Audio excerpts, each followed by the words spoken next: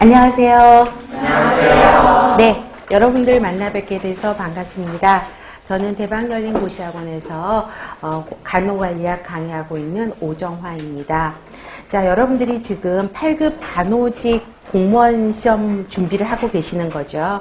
그렇게 해서 새롭게 이제 도전하는 여러분들을 만나 뵙게 돼서 너무 좋고요. 이제 저랑 함께 이제 3개월 정도 강의를 함께 진행하면서 공부할 계획입니다. 먼저 이제 전체적인 개론을 먼저 말씀을 드리자면, 우리가 국시에서도 여러분들 간호관리학 시험 보셨죠? 자, 국시하고 차이점이 뭐냐면, 국시에서 간호관리학은 35문제예요. 근데 우리 공무원에서는 몇 문제도 알고 계시죠? 네, 20문제죠. 20문제인데 여기에서 가장 큰 차이점은 뭐냐면, 국시에서 여러분들이 간호관리학 공부할 때 가장 힘든 부분이 어떤 부분이었어요? 간호사, 그쵸? 간호 역사죠. 그래서 세계사, 그 다음에 한국의 간호사, 그죠? 간호 역사죠. 간호사라고 하는 게 역사를 이야기하는 거죠. 근데 이 부분을 이제 가장 힘들게 공부를 하셨을 건데요. 공무원 공부하시는 분들이 이제 항상 저에게 질문을 하시는 게, 그러면 이 세계사, 한국사도 공부를 해야 되느냐라고 이야기를 하십니다. 그런데 공무원에서는 거의 나오지를 않습니다.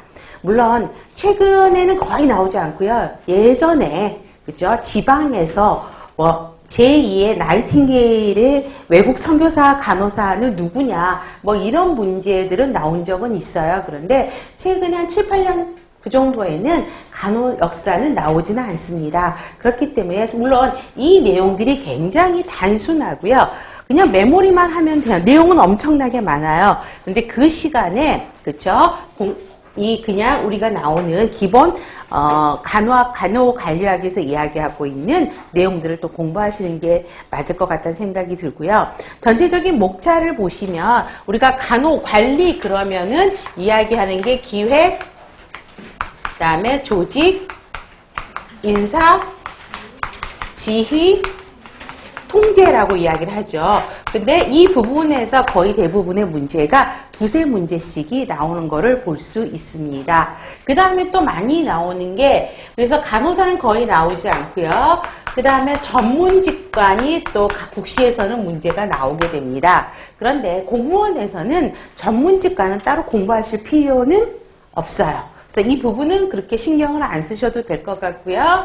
그 다음에 또 여러분들이 또 힘들어 하시는 게 뭐냐면, 법적 의무 부분이 조금 힘들어 하세요. 법률적인 용어가 나오고 있어서 법적 의무 부분을 조금 힘들어 하는데, 그 부분도 너무 걱정하실 필요는 없습니다. 그래서 그런 차이점만 보시면 공부를 하시면 되겠고요.